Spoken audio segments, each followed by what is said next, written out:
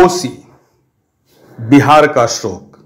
कोसी नदी जब शांत रहती है तो फसल लहलहाने लगते हैं, किसानों के चेहरे खिल उठते हैं, बच्चों की स्कूल की फीस जमा हो जाती है, महिलाएं लाल पान की बेगम की तरह इठलाते रहती है। लेकिन यही कोसी जब गुस्से में आती है, अपने कोस से लगातार लाखों क्यूसेक पानी छोड़ती है तो तटबंध के अंदर बसे लोगों की सांसें थम जाती है। सिर पर गठरी और हाथों में बचे कुचे सामान लेकर अंदर के लोग बाहर ऐसे दौड़ते हैं जैसे कोई युद्ध का मैदान रणभूमि से बज उठा हो। जी हां, इस बार भी कोसी में तबाही का मंजर शुरू हो गया है। बराज से लगभग 6 लाख क्यूसेक पानी छोड़ा गया है। इस बात की जानकारी मिलते ही तटबंध के अंदर फंसे और बसे लोग त्राहिमाम की स्थिति में आ गए हैं। लोग अपने सामान को लेकर के बाहर भाग रहे हैं, तटबंधों पर शरण ले रहे हैं, लेकिन लोगों की जिंदगी में यह दर्द और जख्म नहीं मिटने वाला है। भारत और नेपाल सरकार के बीच में जल संधि किया गया था। जल संधि किए जाने के बाद 1956 से ये फाटक जो है, आपको बराज जो दिख रहा है, ये बराज का बनना शुरू हुआ था। उस समय भारत के प्रधानमंत्री पंडित जवाहरलाल नेहरू हुआ करते थे।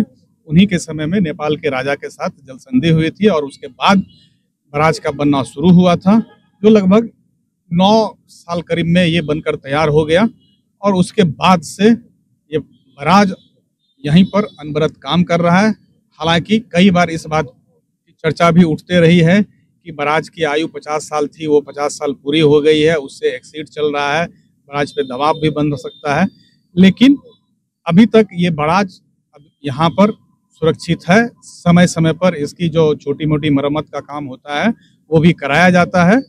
और आज भी जब यहाँ पर बहुत ज़्यादा पानी का दबाव बढ़ गया है तो विभागीय कई सारे अधिकारी यहाँ पर लगातार कैंप कर रहे हैं, बांधों पर कैंप कर रहे हैं। बांध पर मजिस्ट्रेट की भी ड्यूटी लगाई गई है ताकि कहीं भी किसी भी पॉइंट पर अगर पानी का दबाव बढ़ता है, बांध पर खतरा मंडरा रहा हो, तो तुरंत ही वहां पर फ्लड फाइटिंग का काम करते हुए खतरा को खत्म किया जा सके।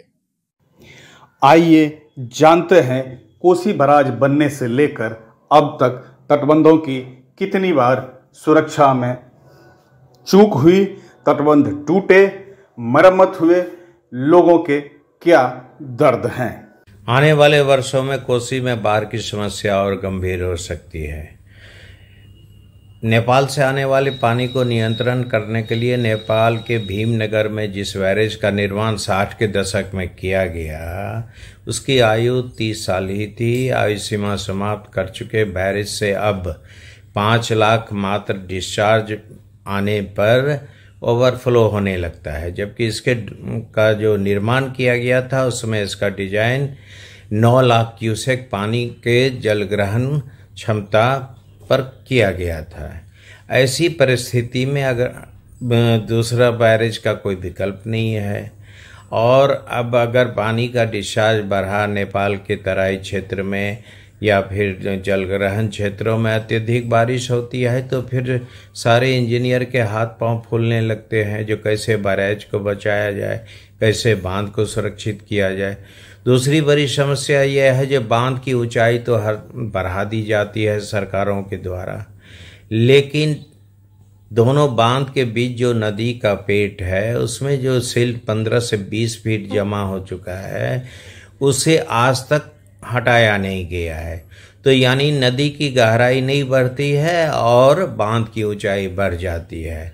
तो बांध के बाहर रहने वाले जो 50 लाख 1 करोड़ से अधिक लोग 3-4 जिलों के हैं, मधेपुरा, सुपौल, खगड़िया आदि के, तो उस पर एक आफत का बांध ये बनकर खड़ा है। जब मिट्टी के बांध में ना तो बोल्डर का स्लोप लगाया गया है, केवल ब्लैक टॉपिंग किया गया है। और ऐसी परिस्थिति में एक्सेस सिल्ट जमा होने की वजह से अगर कोसी की धारा ऊपर से बहने लगेगी तो फिर उन आबादी का क्या होगा जो बांध के बाहर बसी हुई है। बहरहाल कोसी के कहर से लोग कभी राहत पाएंगे या कि नहीं यह तो कहना मुश्किल है, लेकिन यह ज़रूर है कि जिस तरह साल दर साल बाढ़ की तबाही इलाके में मचती है, लोगों की ज़िंदगी और भी ज़्यादा परेशान होने वाली है। सहयोगी सच्चिदानंद, सरफराज और दिलखुश के साथ लोकल 18 के लिए मनीष वत्स।